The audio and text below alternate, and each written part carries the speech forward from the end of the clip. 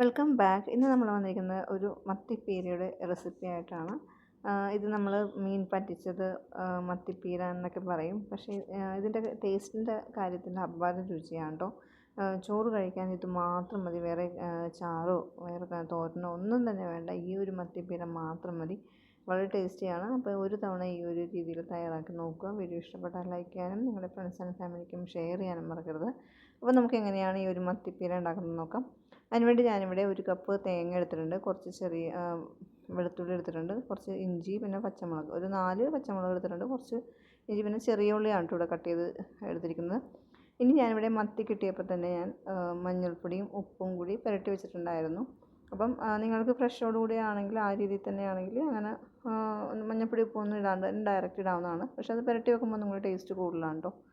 പിന്നെ വേണ്ടത് കുറച്ച് പുളിയാണ്. പുളി ചൂടുവെള്ളത്തിൽ ഇട്ട് വെച്ചിട്ടുണ്ട്. അപ്പോൾ ഇനി നമുക്ക് മത്തിപ്പീര എങ്ങനെ ഉണ്ടാക്കുന്നത് നോക്കാം. ഞാനിവിടെ ഒരു മൺചട്ടിയാണ് എടുത്തിരിക്കുന്നത്. മൺചട്ടിയിലേക്ക് തേങ്ങ, നമുക്ക് എത്രയാണോ തേങ്ങ ആവശ്യമുള്ളത് ആ തേങ്ങ ഇട്ട് കൊടുക്കാം. അപ്പോൾ ഒരു കപ്പ് തേങ്ങ ആയിട്ട് നമ്മൾ എടുത്തിരിക്കുന്നത്. പിന്നെ വേണ്ടത് പച്ചമുളക് ഓരോരുത്തർ എരിവനുസരിച്ച് ഇട്ട് കൊടുക്കാം. പച്ചമുളക്, പിന്നെ നമുക്ക് കറിവേപ്പില എടുത്തിട്ടുണ്ട്. പിന്നെ എന്താ പറയുക, വെളുത്തുള്ളി ഇഞ്ചിയും കൂടി നീളത്തിൽ കട്ട് ചെയ്താണ്, അതും കൂടി ഇട്ടിട്ടുണ്ട്. പിന്നെ ചെറിയ ഉള്ളി ഇത്രയും കിട്ടുന്നത് അത്രയും തന്നെ ഇടുക. അത്രയും ടേസ്റ്റ് കൂടുതലാണ് കേട്ടോ ഇതിന്.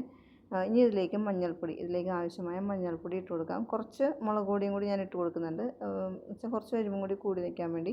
ഒരു 1/2 ടീസ്പൂണേ ഉള്ളൂ. നിങ്ങൾക്ക് അത്രയും വേണ്ടെങ്കിൽ അത്രയും അതനുസരിച്ചിടുക. കുറച്ച് ഉപ്പ്.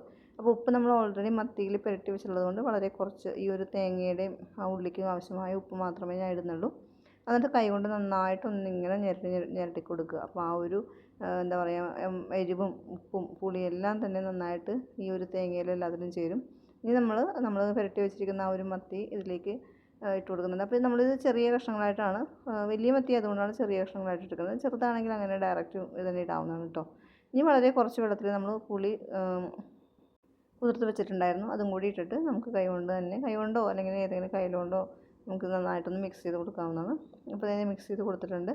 നന്നായിട്ട് തന്നെ മിക്സ് ചെയ്ത് കൊടുക്കുക. ഇനി നമുക്കിതൊന്ന് ഒരു 10-15 മിനിറ്റ് റെസ്റ്റ് ചെയ്യാൻ വേണ്ടി വെക്കാം. അപ്പം എന്താ ഇതിൻ്റെ ടേസ്റ്റ് ഒന്നും കൂടി കൂടും കേട്ടോ.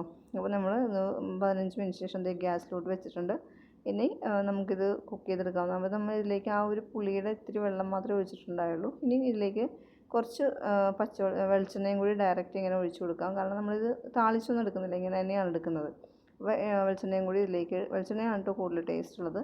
വെളിച്ചെണ്ണയും കൂടി ഒഴിച്ചിട്ട് നമുക്ക് ഗ്യാസ് ഓൺ ചെയ്തിട്ടുണ്ട്. ഇനി നമുക്കിതൊന്ന് മൂടി കൊണ്ട് കുക്ക് ചെയ്തെടുക്കണം. അപ്പോൾ ഇടയ്ക്കിടയ്ക്ക് ഇങ്ങനെ ഇളക്കി ഒന്ന് കൊടുക്കണം. കണ്ടത് വേറെ വെള്ളമൊന്നും തന്നെ നമ്മൾ ആഡ് ചെയ്തിട്ടുണ്ടായിരുന്നു. മത്തിയുടെ ഒരു വെള്ളം തന്നെ ഇങ്ങോട്ട് എന്താ പറയുക, എന്തായിട്ട് ആ ഒരു ഇതിൽ തന്നെ നമ്മൾ നന്നായിട്ട് തന്നെ കുക്ക് ചെയ്തെടുക്കാം. അപ്പോൾ വീണ്ടും ഇതിങ്ങനെ ഇളക്കി കൊടുത്തിട്ടൊന്ന് അടുക്കി പിടിക്കാതെ പ്രത്യേകം ശ്രദ്ധിക്കുക. കാരണം പ്രത്യേകിച്ച് വെള്ളമൊന്നും നമ്മൾ ഇതിലേക്ക് ആഡ് ചെയ്യുന്നില്ല. അപ്പോൾ മീഡിയം ഫ്ലെയിമിൽ വെക്കുക. ഹൈ ഫ്ലെയിമിൽ വെച്ചാൽ പെട്ടെന്ന് തന്നെ വെള്ളമൊക്കെ വറ്റിപ്പോവും. ഇത് വെന്ത് വരില്ല, മത്തി വെന്ത് വരില്ല. അപ്പോൾ നമ്മൾ ഒന്ന് ഇളക്കി കൊടുത്താൽ മാത്രം മതി. കാരണം നമ്മൾ ഇത് നന്നായിട്ട് ഉടഞ്ഞ് പോയാലും കുഴപ്പമൊന്നുമില്ല, അത്രയും ടേസ്റ്റ് കൂടും. അപ്പോൾ ഞാനിതെല്ലാം തന്നെ ഉണ്ട്. ഇപ്പോൾ തന്നെ മത്തി വെന്തിട്ടുണ്ട്. അപ്പോൾ ആ ബാക്കിയുള്ള വെള്ളവും കൂടി നന്നായിട്ടൊന്ന് വറ്റാൻ വേണ്ടി നമുക്കൊന്നും കൂടി ഒന്ന് കുക്ക് ചെയ്യാം. അപ്പോൾ ഞാൻ മൂടി ഇപ്പോൾ അടച്ച് വെക്കുന്നുണ്ട്. കാരണം മീഡിയം ഫ്ലെയിമിലാണ് വെച്ചിരിക്കുന്നത്. ഒരു 5-10 മിനിറ്റും കൂടി ഒന്നും കൂടി ഈ ഒരു ഫ്ലെയിമിൽ തന്നെ ഇരുന്ന് കുക്ക് ആവട്ടെ. അപ്പോൾ ഇപ്പോൾ നമുക്ക് നോക്കുമ്പോൾ അറിയാം എല്ലാം വെള്ളമൊക്കെ വറ്റി വന്നിട്ടുണ്ട്. പിന്നെ നമുക്കൊരു 2-3 മിനിറ്റോ അല്ലെങ്കിൽ ഒരു 5 മിനിറ്റോ മൂടിയൊക്കെ തുറന്ന് ഒന്ന് ഡയറക്റ്റ് ഇങ്ങനെ ഒന്ന് കുക്ക് ചെയ്തെടുക്കാവുന്നതാണ്. കണ്ടോ, ഇതിനുള്ളിൽ വെള്ളമില്ല. എന്നാലും എന്തെങ്കിലും ഒരു ജലാംശമായിട്ടുണ്ടെങ്കിൽ അത് നമുക്ക് ഇതുപോലെ മൂടി കൊണ്ട് തുറന്നൊന്ന് കുക്ക് ചെയ്യാവുന്നതാണ്. അപ്പോൾ ഇപ്പോൾ ഞാൻ വീണ്ടും ഒരു 5 മിനിറ്റോളം വളരെ കുറഞ്ഞ ഫ്ലെയിമിൽ വെച്ചിട്ട് കുക്ക് ചെയ്തെടുത്തിട്ടുണ്ട്. ആ വെള്ളമൊക്കെ നന്നായിട്ട് വറ്റി വന്നിട്ടുണ്ട്. ഇപ്പോൾ നന്നായിട്ട് തന്നെ നല്ലൊരു മണം വരുന്നുണ്ട്. നമ്മുടെ ആ ഒരു മത്തിയൊക്കെ നന്നായിട്ടൊക്കെ വെന്ത് നല്ല ആ ഒരു ഇഞ്ചിയും വെളുത്തുള്ളിയും അതുപോലെ തന്നെ നല്ലൊരു മണമാണ് കേട്ടോ വരുന്നത്. ഇപ്പോൾ നമ്മൾ ഗ്യാസ് ഓഫ് ചെയ്തിട്ടുണ്ട്. ഇനി കുറച്ചുകൂടി ഒന്ന് വെളിച്ചെണ്ണ ഒഴിച്ച് കൊടുക്കണം. ഇനി വെളിച്ചെണ്ണ ഇങ്ങനെ ഒഴിച്ച് കൊടുത്തില്ലെങ്കിൽ നിങ്ങൾക്ക് കടുക് വേണേൽ പൊട്ടിച്ച് താളിച്ച് കടുക് ഇടാവുന്നതാണ്. അപ്പോൾ ഞാൻ കുറച്ച് കറിവേപ്പിലയും കൂടി ലാസ്റ്റ് ഇട്ട് കൊടുക്കുന്നുണ്ട്.